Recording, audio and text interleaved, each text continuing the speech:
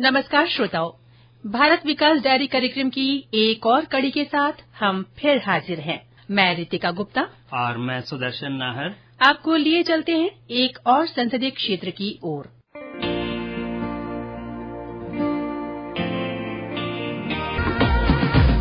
आज हम आपको जानकारी देने जा रहे हैं बीकानेर संसदीय क्षेत्र की। श्रोताओं, बीकानेर लोकसभा सीट 2009 में परिसीमन के बाद से अनुसूचित जाति के लिए आरक्षित है। पिछले 3 लोकसभा चुनाव से इस सीट पर भारतीय जनता पार्टी के उम्मीदवारों का दबदबा रहा। वर्तमान में यहां से भाजपा के अर्जुन राम मेघवाल सांसद हैं, जो केंद्र में विभिन्न मंत्रालयों का भी जिम्मा संभाल रहे हैं। इस सीट की और जानकारी हमारे बीकानेर संवाददाता से। बीकानेर लोकसभा सीट 2009 में परिसीमन के बाद से अनुसूचित जाति के लिए आरक्षित है। पिछले 3 लोकसभा चुनाव से बीकानेर लोकसभा सीट पर भारतीय जनता पार्टी का कब्जा है। पिछले 3 चुनाव से बीजेपी के अर्जुन राम मेघवाल इस सीट से जीतते आ रहे हैं। बीकानेर संसदीय सीट के लिए अब तक हुए 17 लोकसभा चुनाव में 5 बार बीकानेर महाराजा कर्णी सिंह निर्दलीय के रूप में सांसद रहे।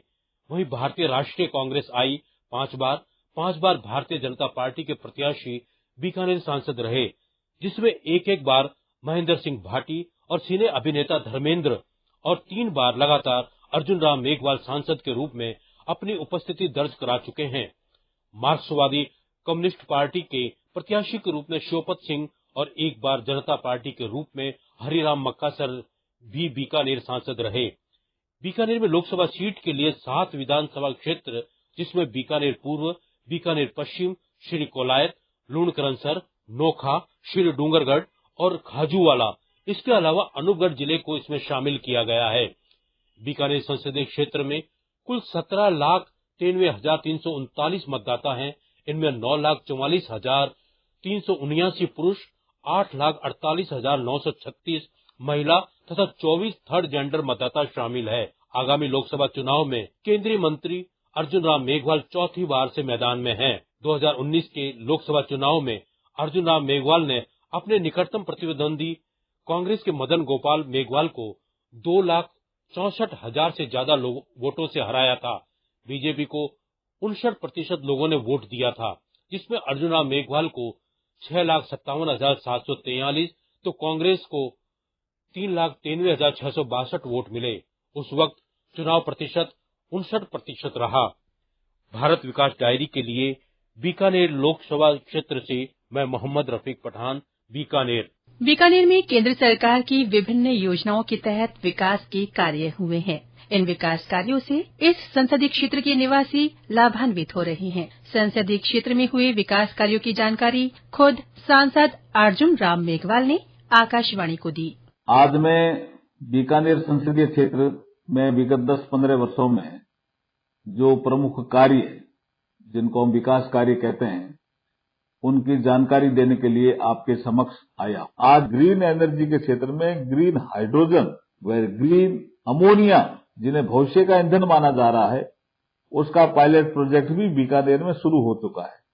एनटीपीसी, एनएलसी, पीजीसीआईएल व अन्य पीएसयू तथा अन्य निजी क्षेत्र की कंपनियों के द्वारा भी 50,000 करोड़ से अधिक के निवेश के जो सोलर प्लांट लगाए जा रहे हैं, जिसके प्रत्यक्ष और अप्रत्यक्ष हजारों क्षेत्रवासियों को रोजगार और जीविकोपार्जन के अवसर मिल रहे हैं।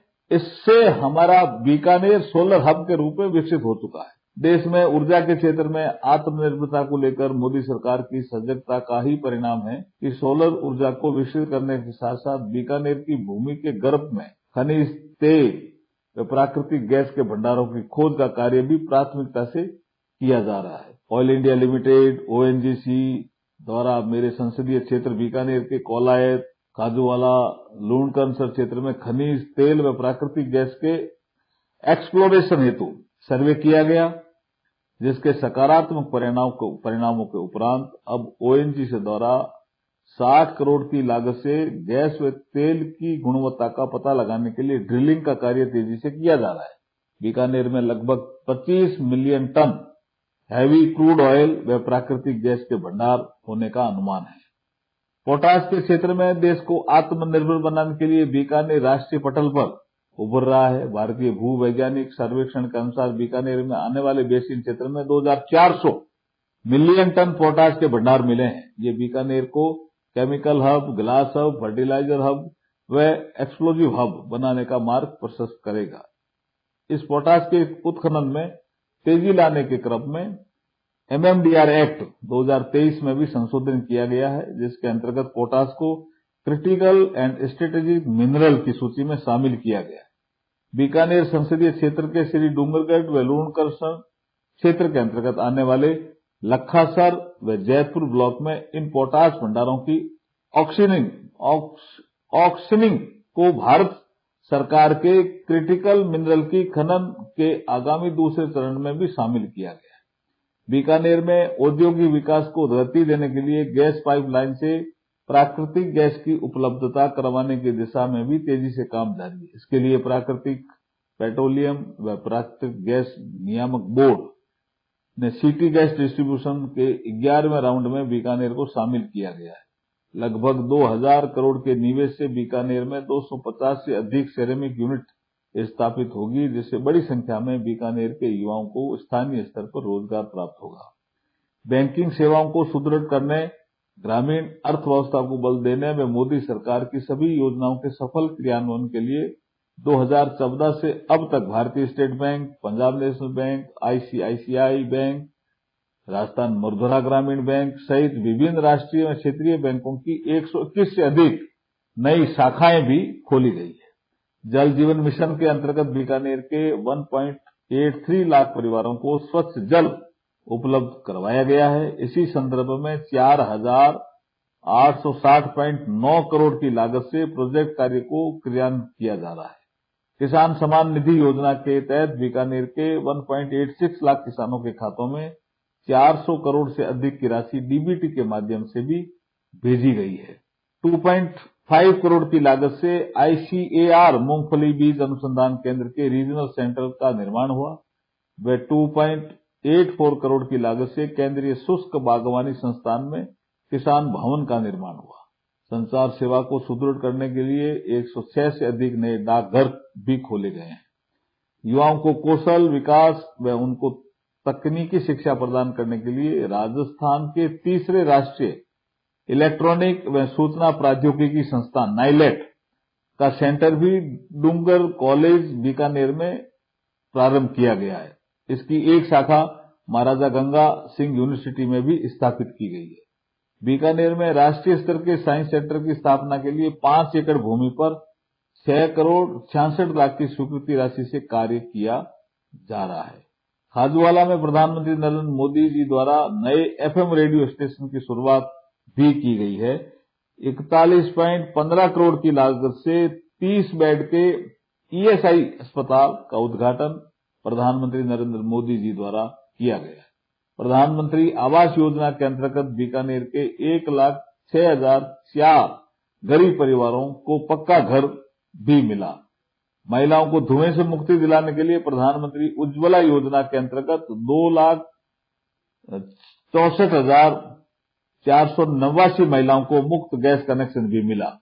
पंचायतों के चौमुखी विकास के लिए प्रधानमंत्री आदर्श ग्राम योजना के अंतर्गत 102 गांवों को विकसित किया जा रहा है। अमृत योजना 2.0 के अंतर्गत बीकानेर शहर में नई सीवेज लाइन बिछाने व पुरानी का जीर्णोद्धार करने के लिए 289.57 करोड़ रुपए से कार्य किया जा रहा है।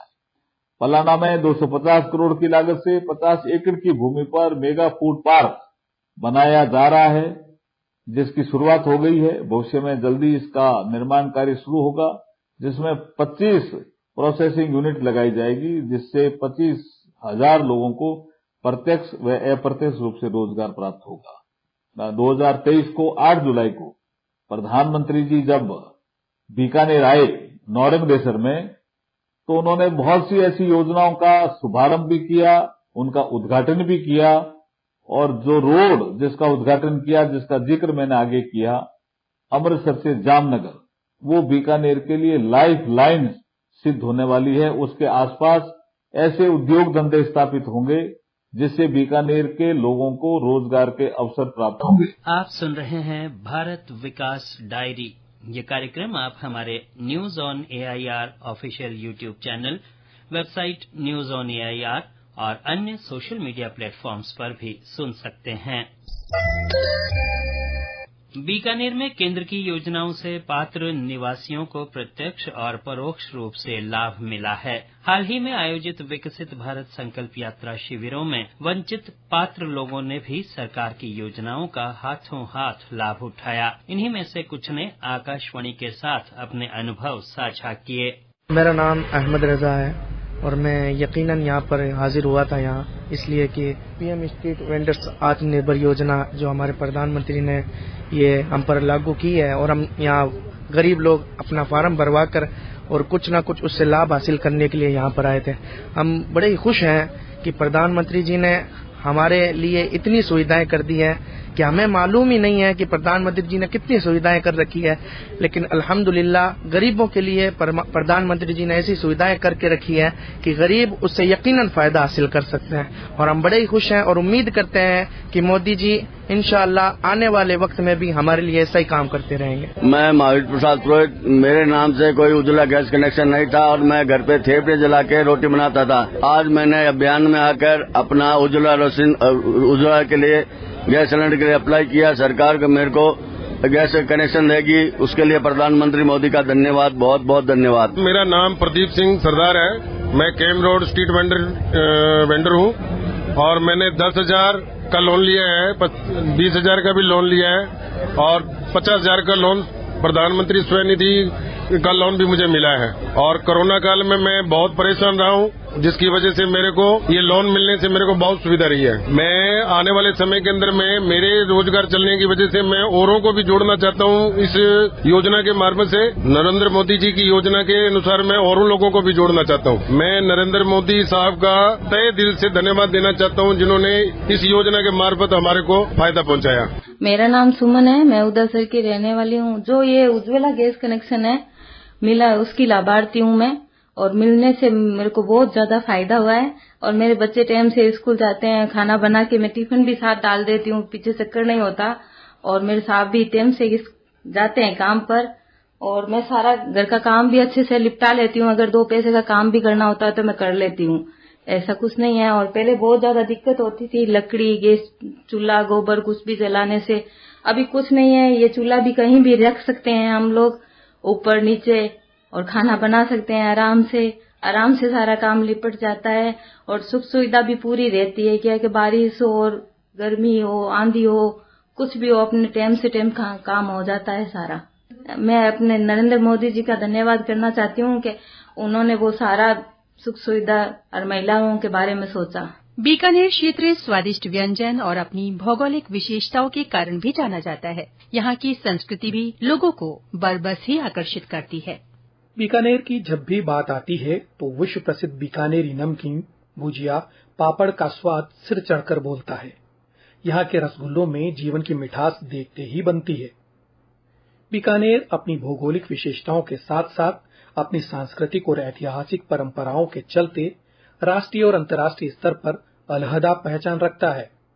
बीकानेर की पहचान यहाँ के स्थापत्य और प्रस्तर शिल्प, चित्रकला और हस्तकला उस्ता आर्ट से भी है। यहाँ उपलब्ध खनिज संपदा, कृषि उत्पाद और ऊन उद्योग ने भी इस क्षेत्र को आर्थिक महत्व की दृष्टि से अलग पहचान दी है। सबसे बड़े युद्ध अभ्यास केंद्रों में से एक बीकानेर के महाजन में है। यहाँ भारतीय सेना प्रचंड गर्मी में भी बड़े स्तर पर टैंकों और मिसाइलों के साथ युद्ध अभ्यास करती रहती है। आतंकवाद के खिलाफ भारतीय सेना मित्र देशों के साथ यहाँ ज्वाइंट मिलिट्री एक्सरसाइज भी करती है।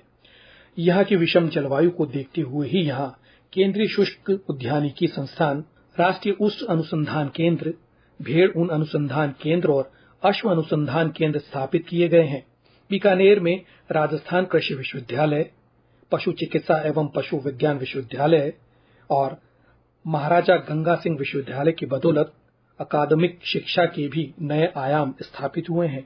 भारत विकास डायरी के लिए बीकानेर संवाददाता मोहम्मद रफीक पठान की रिपोर्ट के साथ मैं दुर्गेश नारायण भटनागर। श्रोताओं, आज के कार्यक्रम के माध्यम से आपने बीकानेर संसदीय क्षेत्र की जानकारी प्राप्त की। अन्य क्षेत्रों की रोचक जानकारियों के साथ हम फिर हाजिर होंगे। आपको ये कार्यक्रम कैसा लगा, इस बारे में अपने विचार हमारे ईमेल rnujpr@gmail.com पर जरूर भेजें। अब दीजिए इजाजत। नमस्कार।